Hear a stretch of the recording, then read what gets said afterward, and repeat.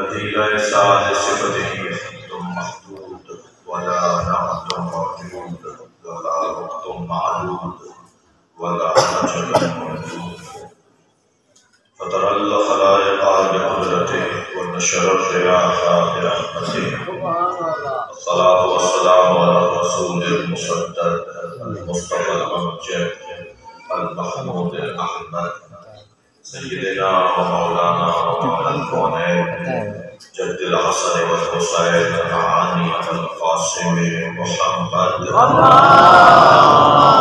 सल्ली अला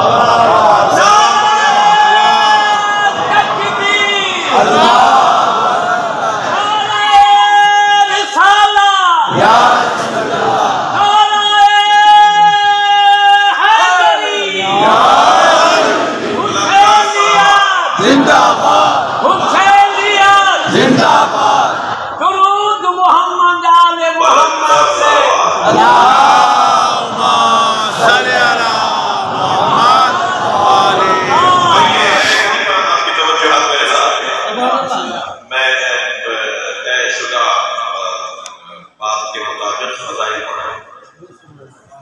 ये आयत करीमा है ना, कुरान है, तो एक आयत से 85 मसलों का है। इन बच्चों के जहन में ख्याल के फला जगह तो फाते हो रहे हैं, हुसैन के मज़ार पे सोना लगा हुआ है। एक साहब कहने लगे, साहब इतने पैसे अमलदारी में खर्च क्यों करते हैं? पाकिस्तान में बहुत बेवा और यतीम रहते हैं, पूरे पाकिस्तान के अदादार पैसा एक साल का जमा करें, एक साल मुहर्रम न करें, हुसैन का जिक्र न करें, और बेवाओं और यतीमों के लिए कोई फलाही इदारा बना दें, कोई यूनिवर्सिटी बना दें, कोई हॉस्पिटल बना दें। मैं उन लोगों को पहले तो ये आयत सुनाता हूँ कि हम तुम्हारी माने या अल्लाह की माने। पहली बात तो ये कि अल्लाह का हुक्म ये है कि उन घरों को तामीर करो जिन घरों में अल्लाह का जिक्र होता है और उसकी तस्बीह होती है। उन घरों की ताज़ीम करो। अंतुरफा के दो मानी, रफ़ मादी है, ऊंची इमारत होनी चाहिए, शान से इमारत होनी चाहिए, अच्छे फानूस लगे हुए हो, तुम्हारे घरों से ज्यादा अच्छे घर हो जहाँ अल्लाह का जिक्र होता है। अंतुरफा से एक मुराद तामीर है, अंतुरफा से एक मुराद ताज़ीम है। हमारा तो जिन पर एतराज है ना, उन्होंने तामीर रहने दी ना ताज़ीम करने। हमारा जिन लोगों पर एतराज है, जिन्होंने मदीने के मज़ार गिराए, जिन्होंने इसी करबला पे हमला किया 1925 में, इसी करबला पे हमला हुआ, सारा सोना यहाँ चले गए, सारे दरवाजे यहाँ से उठा के गए। 1925 की बात है ना, जब जन्नतुल बकी गिराया गया। जन्नतुल बकी के फौरन बाद करबला पे हमला हुआ। इसी सरजमीन पे 6000 ज़ायरीन शहीद हुए जब हमला किया गया इस सरजमीन पे। तो हमारा तो एतराज उनसे भी है जिन्होंने तामीर भी नहीं रहने दी, और जहाँ तामीर नहीं होती वहां ताज़ीम का रास्ता भी बंद हो जाता है। आप तामीर खत्म करते हैं किसी भी जगह की, तो ताज़ीम तो होगी उसी बुनियाद पे कि जब तामीर होगी। जगह ही नहीं रही तो ताज़ीम क्या करेगा? वो मकाम ही बाकी नहीं रहने दिया तो फिर ताज़ीम कैसे होगी? लिहाजा तामीर भी इसलिए ताकि ताज़ीम हो सके। तो अंतुरफा के दो माना, एक माना तो रफ़े मादी है, मादी तौर पर खूबसूरत बनना चाहिए, शान से बनना चाहिए, और एक रफ़े मादवी है, यानी ताज़ीम होनी चाहिए, जूतियां उतार के आओ, वुज़ू करके आओ, गर्दन झुका कर आओ, अपनी अना मिटा कर आओ। भाई सब हम मजलिस में, ये तो मुखय्यम है, ये तो वैसे ही बहुत बड़ी जगह है। यहाँ तो इमाम हुसैन ने सांस लिया है, यहाँ तो इमाम सज्जाद ने नमाज पढ़ी है, यहाँ तो जनाबे ज़ैनब का खैमा है, वो अक़ब में जनाबे कासिम का खैमा है, यहाँ इमाम हुसैन का खैमा है। ये कोई मामूली जगह नहीं है। हम तो इमाम अपने वतन के इमाम बारगाहों में भी जूतियां उतार कर आते हैं। हम तो अपने इलाकों के इमाम बारगाहों और मस्जिदों में भी जूतियां उतार के जाते हैं। हम सब जूतियां उतार के आए ना, हम सब जूतियां उतार कर आए ना। मौला अली ने जूतियों का नाम दुनिया रखा है। अपनी दुनिया छोड़ कर अपनी हैसियत छोड़ कर आए, यहाँ आने के बाद हम सब हुसैन के फकीर हैं। हमारी कोई हैसियत नहीं होगी। कोई होगा यहाँ 21 ग्रेड का अफसर, कोई होगा मिसाल उससे नीचे के ग्रेड होगा, कोई होगा फला जमींदार, और कोई होगा फला जागीरदार, और कोई होगा बैठे हुए, कोई होगा इतना बड़ा वजीर और फकीर, लेकिन सब जब यहाँ आए हैं तो हुसैन के फकीर आए। मेरी बहनों के अंदर भी बड़ी हैसियत वाले लोग आएंगे, मगर यहाँ तो उन्हीं की हैसियत बनती है जो अपनी हैसियत मिटाता है।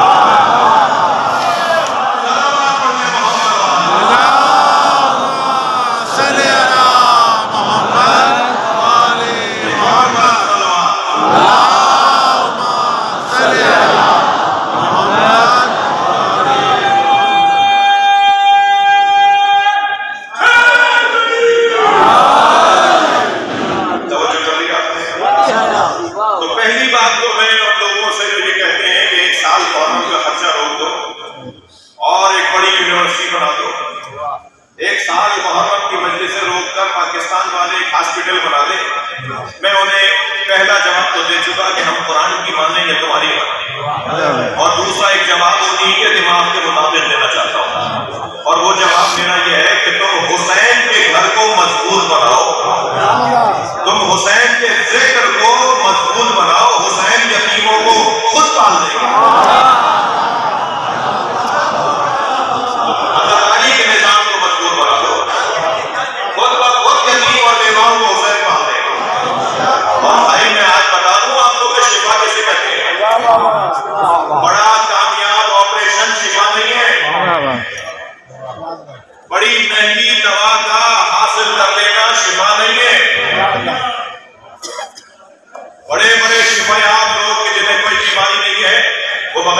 रहेंगे तो सोते नहीं। जिनकी जिंदगियों में इत्मीनान नहीं है वही तो बीमार है। सबसे बड़ी बीमारी अदम इत्मीनान है। सबसे बड़ी बीमारी इस्तराब है। जितना इस्तराब बढ़ेगा इतना ही इंसान की जिंदगी अमीरन होगी। और सबसे बड़ी शिफा यादी की जगह सबसे बड़ी बीमारी इत्मीनान, अदम इत्मीनान, इस्तराब। सबसे बड़ा बीमार वो है जो मुस्तरिब है, और मुस्तरिब को शिफा देने वाला वो है जिसे कुरान ने साहिब नफ्स मुतमइन्ना कहा।